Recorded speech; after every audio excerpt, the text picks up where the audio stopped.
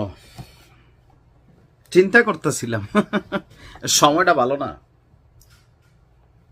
এরকম একটা চিন্তা ছিল মনে মনে, না কোন একটা গোপনে করে রাখা দেন, পরে এটা আস্তে ধীরে জানাইলাম, কিন্তু ব্যস্ত লেগে যাইতেছে গোলাম মাওলা রনি ভাইয়ের সাথে কি ঘটতেছে আসলে।